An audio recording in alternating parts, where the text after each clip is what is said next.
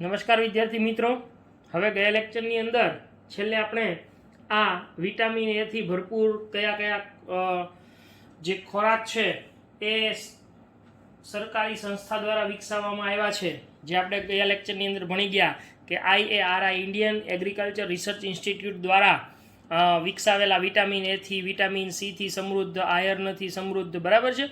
આ બધી આપણે ચર્ચા કરી ગયા. આજના લેક્ચરની અંદર આપણે એક નવો અને ખૂબ અગત્યનો ટોપિક જોવાનો છે એક કોષજન્ય પ્રોટીન, જેને અંગ્રેજીમાં કહેવાય છે SCP, સિંગલ સેલ પ્રોટીન. બરાબર, સિંગલ સેલ પ્રોટીન, એક કોષીય પ્રોટીન, એક કોષજન્ય પ્રોટીન. ધાન્ય, કઠોળ, શાકભાજી અને ફળ. હવે આ ચાર શબ્દો તમે જુઓ તો ધાન્ય, જે આપણે રોજબરોજના જીવનમાં ખોરાક તરીકે ઉપયોગ કરીએ, કઠોળ એનો રોજબરોજના જીવનમાં ખોરાક તરીકે, શાકભાજી અને ફળ, આ દરેકનો આપણે રોજબરોજના જીવનમાં ખોરાક તરીકે ઉપયોગ કરીએ છીએ. વગેરેના પારંપરિક કૃષિ ઉત્પાદનનો દર એટલો નથી, કે તે મનુષ્ય અને પ્રાણીઓની વધતી જતી જનસંખ્યાની જરૂરિયાતને પૂર્તિ કરી શકે. સ્વાભાવિક છે કે આજે જેટલી જમીન છે એની સાપેક્ષમાં ઉત્પાદન છે એ ઓછું છે. આપણે ગયા લેક્ચરમાં એવું પણ શીખી ગયા કે 20 થી 30% પાક છે એ રોગો દ્વારા કે કીટકો દ્વારા નાશ પામતો હોય છે. એટલે જે કંઈ પાક ઉત્પાદન થાય છે એ બધું જ પાક ઉત્પાદન મનુષ્ય અને પ્રાણીઓ, શા માટે પ્રાણીઓ? કારણ કે પ્રાણીઓને પણ ખોરાક છે એ એટલો જ અગત્યનો છે, તો એ પણ ડાયરેક્ટ કે ઇનડાયરેક્ટલી વનસ્પતિ પર જ આધારિત છે. એટલે આમ મનુષ્ય અને પ્રાણીઓની વધતી જતી જનસંખ્યાની જરૂરિયાતને પૂર્તિ કરી શકે એટલો બધો ઉત્પાદન દર નથી. આથી શાકાહારથી માંસાહારમાં પરિવર્તન પણ ધાન્યની માંગને પહોંચી વળે એમ નથી. બહુ અગત્યનું વાક્ય કીધું છે કે જે વ્યક્તિઓ શાકાહાર કરે છે, હાલો એ કદાચ એવું કે ભાઈ હવે માંસાહાર કરવા માંડે, તો શાકાહારનું માંસાહારમાં પરિવર્તન કરવાથી પણ ધાન્યની માંગને પહોંચી વળે એમ નથી. શું કામ? તો એનું બહુ સરસ કારણ છે. કારણ કે 1 કિલોગ્રામ પ્રાણી માંસ છે, કારણ કે માંસ કોનામાંથી મળવાનું છે? પ્રાણીમાંથી. માની લો કે આપણે એમ કહીએ કે ભાઈ મરઘા છે કે એમાંથી માંસ મળે છે, તો કે અન્ય પ્રાણીઓમાંથી. હવે એ પ્રાણી માંસના સંવર્ધન માટે એને 3 થી 10 કિલોગ્રામ તો અનાજની આવશ્યકતા છે. હવે આપણે જે પ્રાણીઓનું માંસ ખાનારા વ્યક્તિઓ છે એ માંસ ખાય છે, તો એ માંસ જે બને છે જે પ્રાણીનું, એ પ્રાણીને ખોરાક તરીકે તો પાછી એની જરૂર છે અનાજની. હવે વિચારો કે 3 થી 10 કિલોગ્રામ અનાજ ખાય ત્યારે એની સામે ખાલી 1 કિલોગ્રામ માંસ બનાવે, તો એનો મતલબ એમ જો કે શાકાહારમાંથી માંસાહારમાં પરિવર્તન થાય તો ખરેખર જે જરૂરિયાત અત્યારે નથી પૂરી થતી એની કરતાં તે વધારે અછત છે એ ઊભી થઈ શકે. કારણ કે આ પ્રશ્ન પણ પૂછી શકાય, યાદ રાખજો કે 1 કિલોગ્રામ પ્રાણી માંસના સંવર્ધન માટે કેટલા કિલોગ્રામ અનાજની આવશ્યકતા રહે છે? 3 થી 10 કિલોગ્રામ એ આવશ્યકતા રહે છે. તો એના પરિણામે 25%થી પણ વધુ માનવ વસ્તી ભૂખમરા અને કુપોષણનો શિકાર છે. આપણે જાણીએ છીએ કે આજે ઘણા લોકો એ માનવ વસ્તીની અંદર રાત્રે ભૂખ્યા સૂઈ જતા હોય છે, કુપોષણનો શિકાર છે, કારણ કે એમને પૂરતું પોષણ પ્રાપ્ત નથી થતું. તો આનો કંઈક વિકલ્પ તો આપણે વિચારવો પડશે ને. આપણે એટલું બધું વિજ્ઞાન છે આપણી પાસે, એટલા બધા એડવાન્સ ટેકનોલોજીના સાધનો છે, તો આપણે આ બધી જ જે આપણી મર્યાદાઓ છે એને દૂર કરવી જોઈએ. આથી મનુષ્ય અને પ્રાણીઓમાં પ્રોટીન પોષણ માટેના વૈકલ્પિક સ્ત્રોતમાંનો એક સ્ત્રોત એટલે એક કોષજન્ય પ્રોટીન છે. બરાબર, આમ એક કોષજન્ય પ્રોટીન એ શું છે? તો કે એ આપણા માટે ખોરાકનો મુખ્યત્વે સ્ત્રોત છે. આ પ્રોટીન મનુષ્ય અને પ્રાણીઓમાં ખૂબ અગત્યનો છે. આપણે જાણીએ છીએ કે આપણા બંધારણની અંદર, શરીરના બંધારણમાં, કોષીય બંધારણમાં પ્રોટીન સૌથી અગત્યનો ભાગ ભજવે છે. ઔદ્યોગિક સ્તરે સંવર્ધિત કરવામાં આવતા સૂક્ષ્મ જીવો એ પ્રોટીનનો એક સારો સ્ત્રોત છે. હવે અહીંયા જુઓ, યાદ રાખજો કે ઔદ્યોગિક સ્તરે સંવર્ધિત કરવામાં આવતા સૂક્ષ્મ જીવો, ઓકે, સૂક્ષ્મ જીવો એટલે લીલ, ફૂગ, પ્રજીવ, જીવાણુ અને વિષાણુ. એને આપણે સૂક્ષ્મ જીવો કહીએ છીએ. તો એ ઔદ્યોગિક સ્તરે જ્યારે ઉદ્યોગોની અંદર સંવર્ધન કરવામાં આવે છે અને ઉછેર કરવામાં આવે છે ત્યારે એ પ્રોટીનનો એક સારો સ્ત્રોત આપણને આપે છે. જેમ કે નીલહરિત લીલ જેવી કે સ્પાઇરુલિના, આ પ્રશ્ન સ્વરૂપે પૂછાય. આ સ્પાઇરુલિનાને બટાટાના પ્રોસેસિંગ પ્લાન્ટ, હવે બટાટા છે એની અંદર શું રહેલો હોય છે? સ્ટાર્ચ હોય, બરાબર છે? સ્ટાર્ચ હોય છે, ઘાસની સળીઓ, મોલાસીસ એટલે શેરડીમાંથી રસ કાઢ્યા, શર્કરા કાઢ્યા પછીનો વધતો શર્કરાહીન ભાગ એટલે મોલાસીસ, પ્રાણીજ ખાતર અને ગટરના પાણી વગેરે ઉપર સરળતાથી ઉછેરી શકાય છે. તો એનો મતલબ થયો કે સ્પાઇરુલિનાને કઈ કઈ જગ્યાએ ઉછેરી શકાય? તો કે બટેટાના પ્રોસેસિંગ પ્લાન્ટ, ઘાસની સળીઓ, મોલાસીસ અને પ્રાણીજ ખાતર અને ગટરના પાણી વગેરે ઉપર સરળતાથી ઉછેરી શકાય એવી લીલ છે. હવે લીલનો આજે ખોરાક તરીકે ઉપયોગ થઈ જ રહ્યો છે, એ પ્રોટીન ધરાવે છે. તો આના પરિણામે શું થાય? તો કે આપણે આવી જે જગ્યાઓ હોય ત્યાં આગળ આવા જો વનસ્પતિ, આવા સ્પાઇરુલિના જેવી લીલ છે એનો ઉછેર કરવામાં આવે તો સરળતાથી આપણને ખોરાક છે એ પ્રાપ્ત થઈ શકે. જે સજીવો, જે લોકો આના ઉપર નભતા હોય એને ખોરાક પ્રાપ્ત થઈ શકે. સ્પાઇરુલિનામાં વિપુલ માત્રામાં પ્રોટીન, ખનિજ, મેદ, કાર્બોદિત અને વિટામિનથી ભરપૂર ખોરાક તરીકેની ગરજ સારે છે. વિચારો, સ્પાઇરુલિના જે લીલ છે એ પુષ્કળ માત્રામાં પ્રોટીન, જે આપણા ખોરાકના મુખ્ય ઘટકો છે, પ્રોટીન, ખનિજ તત્વો, ચરબી, કાર્બોદિત ને વિટામિન, આ મુખ્ય 6 ઘટકો બધા એની અંદર હાજર છે.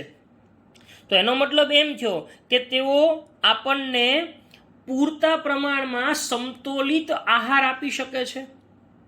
આથી આકસ્મિક રીતે તેઓ પર્યાવરણીય પ્રદૂષણને પણ ઘટાડે છે. હવે કેવી રીતે ઘટાડે જુઓ તો, પર્યાવરણીય પ્રદૂષણ શું કીધું અહીંયા? પ્રાણીજ ખાતરને ગટરના પાણી ઉપર સરળતાથી ઉછેરી શકે. તો સુએજ છે, જે આ સુએજ એટલે ગટરનું પાણી, તો એની અંદર જે નકામી વસ્તુઓ જે જતી હોય તો એના કારણે પ્રદૂષણ થતું હોય, એ પ્રદૂષણને પણ ઘટાડવામાં મહત્વનો ભાગ ભજવે છે.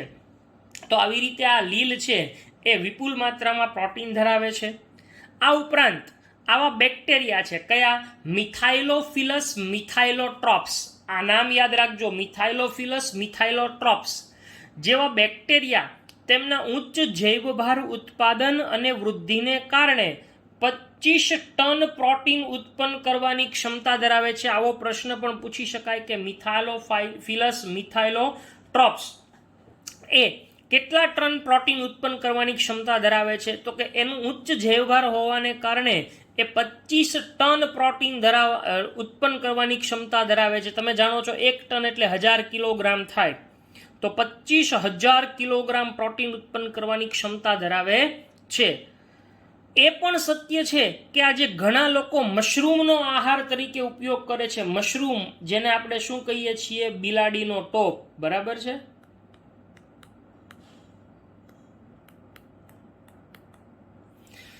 તો આ જે બિલાડીનો ટોપ છે, મશરૂમ, હા, એનો આજે ખોરાક તરીકે ઉપયોગ થાય છે. તમે જુઓ, મશરૂમની ખેતી થાય છે સ્પેશિયલ, અને એની અંદરથી ખૂબ સારું પ્રોટીન પ્રાપ્ત થાય છે.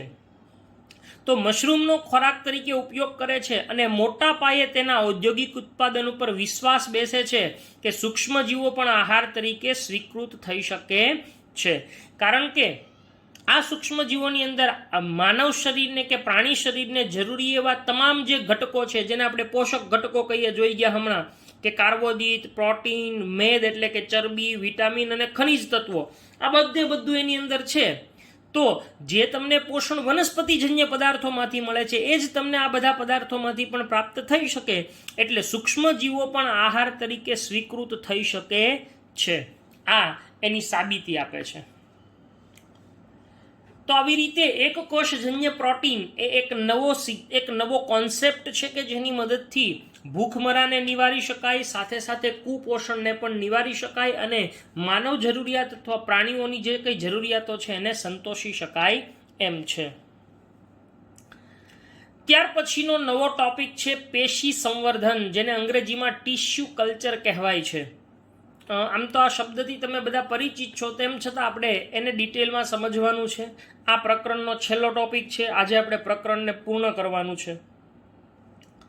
જ્યારે આપણી પારંપરિક કૃષિ પદ્ધતિઓ પર્યાપ્ત માત્રામાં ખોરાકની માંગને પહોંચી વળવા અસમર્થ અથવા અસફળ બની છે, ત્યારે પાક સુધારણા માટેની એક નવી તકનીકી ટેકનોલોજીનો વિકાસ થયો છે, જેને આપણે પેશી સંવર્ધન કહીએ છીએ. એટલે પેશી સંવર્ધન એટલે બીજું કાંઈ નહીં, એક નવી ટેકનોલોજી છે કે જે કેની માટે છે? ખોરાકની માંગને પહોંચી વળવા માટે એ ઉપયોગી બને છે.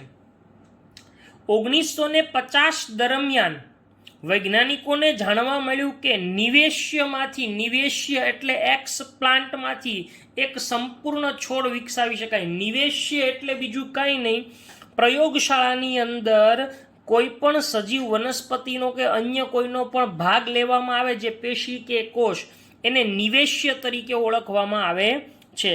આમ એક નિવેશ્યમાંથી, એક એક્સ પ્લાન્ટમાંથી એક સંપૂર્ણ છોડ વિકસાવી શકાય છે. અગાઉ પણ તમે ભણી ગયા છો કોષ, જ્યારે 11મા ધોરણમાં ભણ્યા ત્યારે, કે એક કોષ છે એ સંપૂર્ણ સજીવ શરીરનું નિર્માણ કરવા માટે સક્ષમ હોય, જેને કોષની સંપૂર્ણ ક્ષમતા કહેવાય. અંગ્રેજીમાં એને ટોટીપોટેન્સી કહેવાય. તો આ એની જ જેવી વસ્તુ થઈ કે એક નિવેશ્યમાંથી, એક કોઈ ભાગમાંથી, પેશીમાંથી આખો જે છોડ છે એને વિકસાવી શકાય છે. એ પેશી સંવર્ધન છે. તે માટે વનસ્પતિના કોઈ પણ ભાગ લઈને તેને જંતુમુક્ત પરિસ્થિતિમાં ટેસ્ટ ટ્યુબની અંદર સંવર્ધિત કરવામાં આવે છે. હવે માની લો કે આપણે એમ કહીએ કે ભાઈ એક આપણે ટેસ્ટ ટ્યુબ લીધી, બરાબર? માની લો કે આ એક ટેસ્ટ ટ્યુબ લીધી. ઓકે, આ ટેસ્ટ ટ્યુબની અંદર શું કરવામાં આવે છે? તો કે આ ટેસ્ટ ટ્યુબની અંદર વનસ્પતિનો કોઈ ભાગ લેવામાં આવ્યો, આ વનસ્પતિનો કોઈ ભાગ લીધો છે. અચ્છા, એને સંવર્ધિત કરવામાં આવે છે. કોઈ પણ કોષ કે નિવેશ્યમાંથી સમગ્ર છોડને સર્જવાની ક્ષમતાને એની સંપૂર્ણ ક્ષમતા કહેવાય. જો આપણે શબ્દ આપ્યો સંપૂર્ણ ક્ષમતા, બરાબર, જેને અંગ્રેજીમાં આપણે ટોટીપોટેન્સી કીધી, તો આ સંપૂર્ણ ક્ષમતા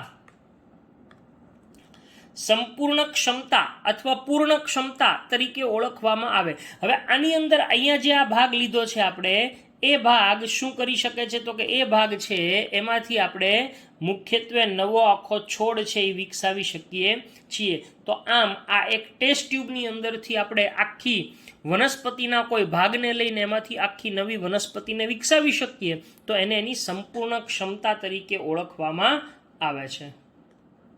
નેક્સ્ટ, પોષક માધ્યમની અંદર કાર્બન સ્ત્રોત જેવા કે સુક્રોઝ તેમજ અકાર્બનિક ક્ષાર, વિટામિન્સ, એમિનો એસિડ તથા ઓક્સિન, સાયટોકાઇનિન જેવા વૃદ્ધિ નિયામકો પણ પૂરા પાડવામાં આવે છે. હવે આ જે નિવેશ્ય લીધો છે એની અંદર મુખ્યત્વે તમે જુઓ તો એની અંદર આપણે જે કંઈ જરૂરી ઘટકો હોય તો એ જરૂરી ઘટકો પૂરા પાડવા માટે આ બધું એની અંદર નાખવામાં આવે છે.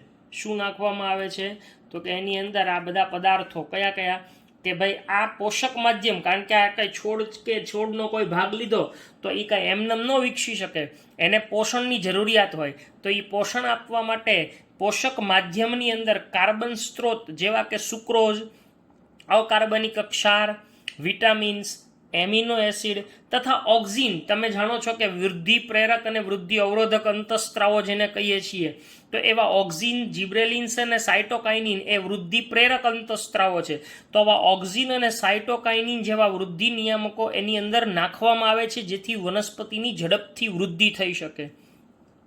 આ પદ્ધતિઓના ઉપયોગ છે એના દ્વારા ખૂબ ઓછા સમયમાં મોટી સંખ્યામાં વનસ્પતિઓનું પ્રસર્જન મેળવવું શક્ય બને. એટલે કે ખૂબ મોટી સંખ્યામાં આપણને વનસ્પતિઓ પ્રાપ્ત થઈ શકે છે. તો આજે આવા કલ્ચર માધ્યમની અંદર આપણને ખૂબ સારા એવા પ્રમાણમાં વનસ્પતિઓ પ્રાપ્ત થાય છે. સૂક્ષ્મ પ્રવર્ધન એક પદ્ધતિ છે કે જેની અંદર પેશી સંવર્ધન દ્વારા હજારોની સંખ્યામાં વનસ્પતિનું સર્જન થવાની આ પદ્ધતિને સૂક્ષ્મ પ્રવર્ધન અને અંગ્રેજીમાં એને માઇક્રો પ્રોપેગેશન તરીકે ઓળખવામાં આવે છે. તો સૂક્ષ્મ પ્રવર્ધન એટલે કંઈ નહીં કે પેશી સંવર્ધન દ્વારા બહુ મોટી સંખ્યામાં, હજારોની સંખ્યામાં વનસ્પતિનું જે સર્જન થાય એ સર્જનની પદ્ધતિને સૂક્ષ્મ પ્રવર્ધન કહેવાય. હવે વિચારો કે આપણે જે નિવેશ્ય લીધો હતો, એ નિવેશ્ય એટલે કે જે નમૂનો લીધો હતો, એ રીતે ઉત્પન્ન થતી વનસ્પતિઓ તેમની મૂળ વનસ્પતિઓને મળતી આવે. હવે આમાંથી જે નવી વનસ્પતિ મળી તો એ આની મળતી જ આવતી હોય, એટલે જેમાંથી તેમને વિકસાવ્યું હોય એટલે તેઓને સોમા ક્લોન્સ કહેવાય. આ શબ્દ યાદ રાખજો, આવું પૂછાય છે. સોમા ક્લોન્સ એટલે શું? તો કે વનસ્પતિ છે એમાંથી જ્યારે નવી વનસ્પતિને પેશી સંવર્ધનની મદદથી ઉત્પન્ન કરવામાં આવે ત્યારે ઉત્પન્ન થતી વનસ્પતિ એ એની મૂળ વનસ્પતિને મળતી આવતી હોય એટલે એ બંનેને એકબીજાના સોમા ક્લોન્સ તરીકે, ક્લોન્સ એટલે આબેહૂબ પ્રતિકૃતિ, એટલે એને સોમા ક્લોન્સ તરીકે ઓળખવામાં આવે છે. મહત્વની ખાદ્ય પેદાશો જેવા કે ટમેટા, કેળા અને સફરજન વગેરેનું મોટા પાયે ઉત્પાદન આ પદ્ધતિ દ્વારા કરવામાં આવે છે. આ પ્રશ્ન તરીકે પૂછી શકાય કે કયા કયા ખાદ્ય પદાર્થો છે એનું ઉત્પાદન આ પદ્ધતિથી કરવામાં આવે? સોમા ક્લોન, ટામેટા, કેળા અને સફરજન. આ ઉપરાંત આ પેશી સંવર્ધન ટિશ્યુ કલ્ચરનો મહત્વનો અન્ય ઉપયોગ એ છે કે રોગિષ્ટ વનસ્પતિઓમાંથી તંદુરસ્ત વનસ્પતિઓની પુનઃ પ્રાપ્તિ થઈ શકે. આ બહુ મહત્વનો ઉપયોગ છે કે કોઈ વનસ્પતિને રોગ લાગુ પડ્યો, આપણે ગયા લેક્ચરમાં જોઈ ગયા, ગેરુન, અંગારિયા, આન તેને એવા ઘણા બધા રોગો હતા. તો એ રોગો, તમાકુ મોઝેક, કિરમીર રોગ ને કેવા બધા રોગો હતા. તો એવા જો કોઈ રોગિષ્ટ વનસ્પતિ હોય તો એમાંથી તંદુરસ્ત વનસ્પતિઓની પુનઃ પ્રાપ્તિ થઈ શકે છે. કેવી રીતે? તો કે જો વનસ્પતિ વાયરસથી ગ્રસ્ત હોય એમ છતાં તેનો વર્ધનશીલ પ્રદેશ એટલે કે મેરિસ્ટેમ, જેને અગ્રીય અને કક્ષીય વર્ધનશીલ પ્રદેશ કહીએ, એ હંમેશા વાયરસથી અપ્રભાવિત હોય છે. જો આવો પ્રશ્ન પૂછાય અને કોર્નર ક્વેશ્ચન કહેવાય, એ નીટની અંદર આવો પ્રશ્ન પૂછાઈ શકે કે વનસ્પતિનો કયા ભાગો વાયરસથી અપ્રભાવિત હોય, તો કે એના અગ્રીય અને કક્ષીય વર્ધનશીલ પ્રદેશ છે એ વાયરસથી અપ્રભાવિત હોય છે. હવે એ વાયરસથી અપ્રભાવિત હોય તો એનાથી શું થાય? બહુ મજાની વાત લખેલી છે અહીંયા કે આ માટે વર્ધનશીલ પ્રદેશને દૂર કરીને તેને પ્રયોગશાળામાં ઉછેરી અને વાયરસ મુક્ત વનસ્પતિ મેળવી શકાય છે. ધારો કે આપણે એક લઈએ ઉદાહરણ કે ભાઈ આવડી આ વનસ્પતિ છે, બરાબર? આ વનસ્પતિ છે, હવે એનો આ અગ્રીય વર્ધનશીલ પ્રદેશ છે, આ અગ્રીય એટલે કે આ ટોચનો વર્ધનશીલ પ્રદેશ છે એ વાયરસથી પ્રભાવી નથી. તો આટલો કટકો લઈ, બરાબર છે, આટલો કટકો લઈ અને એને શું કરવામાં આવે છે? પ્રયોગશાળામાં એને ઉછેરવામાં આવે છે અને એ ઉછેર કરવામાં આવે તો એની અંદર વાયરસ હોતો નથી. આમ વાયરસ મુક્ત વનસ્પતિ મેળવી શકાય છે. તો આવી રીતે વાયરસ મુક્ત વનસ્પતિ છે એ મેળવી શકાય છે. વૈજ્ઞાનિકોને કેળા, શેરડી અને બટાટા છે એના વર્ધનશીલ પ્રદેશને સંવર્ધિત કરવામાં સફળતા મળી છે. બરાબર? કે વૈજ્ઞાનિકો કેળા, શેરડી અને બટાટાના વર્ધનશીલ પ્રદેશને સંવર્ધિત કરી શક્યા છે. આવો પણ પ્રશ્ન પૂછાય કે વૈજ્ઞાનિકો કઈ કઈ વનસ્પતિના વર્ધનશીલ પ્રદેશને સંવર્ધિત કરવામાં સફળતા પ્રાપ્ત કરી છે? કેળા, શેરડી અને બટાટા. જો આ બધી જ બાબતો યાદ રાખવાની છે, મેમોરી શાર્પ કરવાની છે, યાદ જ રાખવાનું છે આમાં, બરાબર? ત્યાર પછીનો એમાં જ શબ્દ છે દૈહિક સંકરણ. વૈજ્ઞાનિકોએ વનસ્પતિમાંથી એકાકી કોષોને અલગ તારવ્યા, એકાકી કોષો હોય એવા કોષોને અલગ તારવ્યા અને એમની કોષ દિવાલનું પાચન કરાવી અને એને ખુલ્લું એટલે કે નગ્ન પ્રોટોપ્લાઝમ મેળવી શકાયું. અચ્છા, પ્રોટોપ્લાઝમ એટલે શું? તો કે પ્રોટોપ્લાઝમ શબ્દને તમે જાણો છો જીવરસ. હવે જીવરસ કોને કહેવાય? તો કે સિમ્પલી આપણને ખબર છે કે જીવરસ એટલે શું? તો કે ધારો કે આ વનસ્પતિ કોષ છે, એની અંદર અહીંયા બધી અંગિકાઓ છે, બરાબર? હવે અંગિકાઓ સિવાયનો જે ભાગ છે જેને આપણે કોષ રસ કહીએ, આ બધો કોષ રસ છે એમ સમજી લઈએ. અને એની ફરતે શું આવેલી છે? તો કે એની ફરતે આવેલી છે આવી કોષ દિવાલ. આ કોષ દિવાલ છે, ધારો કે આ કોષ દિવાલ છે, સમજી લો, બરાબર? આ કોષ દિવાલ છે. હવે અહીંયા શું સમજાયું છે આપણને કે આ કોષ દિવાલ છે એમનું પાચન થઈ જાય એટલે આ બધું વયું જાય. જો આ કોષ દિવાલ બધી વહી જાય, આ કોષ દિવાલનું પાચન થઈ જાય, બરાબર? આ કોષ દિવાલનું પાચન થઈ ગયું, બરાબર છે? હવે કોષ દિવાલનું પાચન કરે એટલે ખુલ્લું પ્રોટોપ્લાઝમ મેળવી શકાનું આવડું આ પ્રોટોપ્લાઝમ એટલે જીવરસ. જીવરસ એટલે કોષરસ અને અંગિકાઓ સહિતનો ભાગ. યાદ રાખજો શું પ્રોટોપ્લાઝમ જીવરસ એટલે આ જીવરસ છે એનો મતલબ શું થાય તો કે કોષરસ અને અંગિકાઓ સહિતનો જે ભાગ હોય એને જીવરસ તરીકે ઓળખવામાં આવે. તો આમ જીવરસ મેળવી શકાયું કે જે કોષરસ પટલથી, જો અહીંયા કોષરસ પટલ છે, ખાલી કોષ દિવાલ જ તે શું કરી છે વિઘટન કરી નાખેલી છે. તો હવે આ જે કોષરસ મળ્યો એટલે કે જે જીવરસ મળ્યો એ જીવરસનું શું થાય તો કે આ રીતે બે ભિન્ન જાતોના જીવરસ એટલે કે પ્રોટોપ્લાઝમને સંયોજિત કરીને સંકર જીવરસ મેળવી શકાય. જો કેટલી સરસ મજાની વાત કરેલી છે કે બે જુદી જુદી ભિન્ન જાતિના વનસ્પતિઓ હોય એના કોષો કે લઈ એના જીવરસને સંયોજિત કરી અને સંકર જીવરસ એટલે કે સંકર એટલે કે ખરેખર હાઇબ્રિડ પ્રોટોપ્લાઝમ મેળવી શકાય છે જે ઈચ્છિત લક્ષણો ધરાવે અને આવા જ સંકર જીવરસનો આગળ નવી વનસ્પતિના સર્જન માટે ઉપયોગ કરી શકાય છે. તો આમ બે અલગ અલગ જે વનસ્પતિઓના જે જીવરસ મળ્યા હોય, બરાબર, બે અલગ અલગ, હું ખાલી એમનો કલર જ દર્શાવું, આમ બે અલગ અલગ વનસ્પતિઓના જીવરસ ભેગા મળ્યા હોય અને એમાંથી એક નવો જીવરસ પ્રાપ્ત કરવામાં આવે, બરાબર, એમાંથી એક નવો જીવરસ પ્રાપ્ત કરવામાં આવે કે આ જીવરસની અંદર ઈચ્છિત લક્ષણો છે એ રહેલા હોય તો આ રીતે નવી વનસ્પતિના સર્જન માટે એનો ઉપયોગ કરી શકાય છે. આવી જાતોને દૈહિક સંકર જાત તરીકે ઓળખવામાં આવે અને એવી પદ્ધતિને દૈહિક સંકરણ એટલે કે સોમેટિક હાઇબ્રિડાઇઝેશન કહેવામાં આવે છે. હવે એક સરસ ઉદાહરણ આપ્યું છે કે એવી કલ્પના કરો કે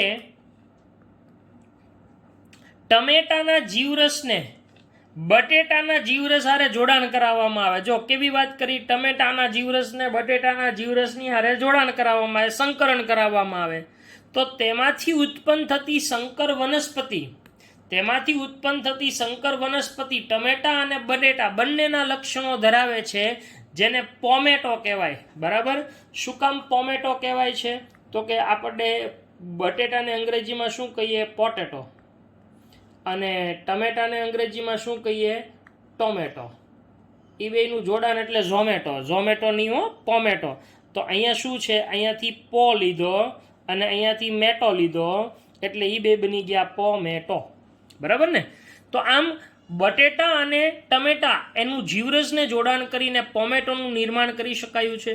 પરંતુ દુર્ભાગ્યવશ આ વનસ્પતિમાં વ્યાવસાયિક ઉપયોગ માટેના ઈચ્છિત લક્ષણોનો સમન્વય સાધી શકાયો નથી. એટલે કે જે વ્યવહારિક ધોરણે એનો ઉપયોગ કરી શકાય ખાવામાં ને એમાં એ શક્ય બન્યું નથી. પરંતુ આ એક વૈજ્ઞાનિક પ્રક્રિયાનું પરિણામ આપણને પ્રાપ્ત થઈ શક્યું કે બે જીવરસને પણ ભેગા કરી અને એક નવા છોડનું નિર્માણ, નવી સંતતિનું નિર્માણ કરી શકાય છે.